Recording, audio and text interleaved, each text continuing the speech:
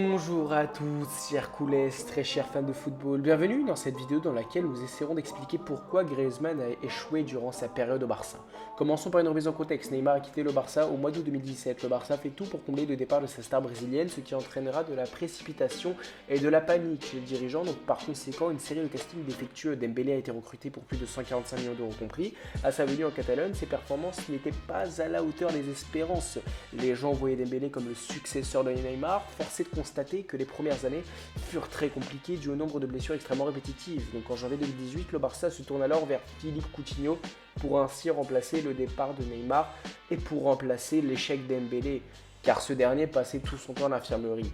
Le transfert du Brésilien à Barcelone était estimé à environ 160 millions d'euros. Coutinho et Dembélé, avec du recul, sont littéralement des flops. Nous sommes alors en juillet 2019, le Barça faisait peine à voir. Bartomeu alors met le paquet sur le mercato estival 2019.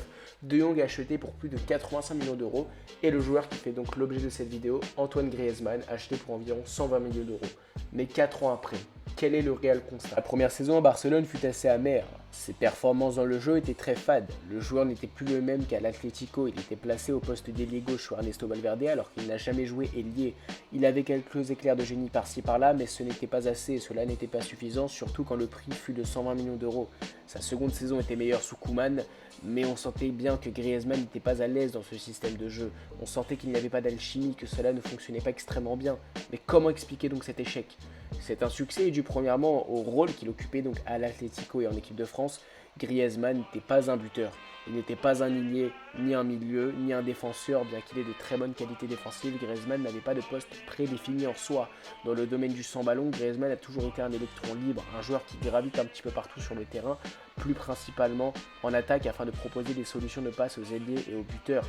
Et avec ballon, il avait ce rôle de mener l'attaque. Il était ce joueur qui se baladait un petit peu partout avec le ballon. Il avait pour rôle d'orchestrer les contre-attaques. En bref, Griezmann était plus un créateur qu'autre chose. Mais malheureusement, deux problèmes s'imposent. À son arrivée, celui qui était en charge de créer le jeu était Lionel Messi. Et malheureusement, le détrôner, c'est plus que compliqué, voire impossible. On le voyait, Griezmann et Messi se marchaient dessus durant les matchs car ils avaient à peu près la même façon de jouer, les mêmes réflexes avec et sans le ballon. En termes de profil, c'était presque les mêmes joueurs, sauf que la seule chose qui les différenciait les uns des autres était tout simplement le niveau, la qualité footballistique. Et la seconde raison pour laquelle Griezmann a été un flop est le fait qu'il a toujours été habitué à jouer un football assez défensif, se basant surtout sur les transitions offensives. La France de Didier Deschamps joue souvent de cette manière, l'Atlético de Simeone le faisait tout le temps. Griezmann n'avait pas les réflexes qu'un joueur du Barça devait avoir, qu'un joueur positionnel devait avoir.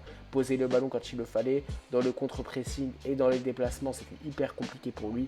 Malheureusement, ce n'était pas un système adapté pour lui, sachant qu'il a baigné durant toute sa carrière dans un football extrêmement défensif, misant tout sur les transitions.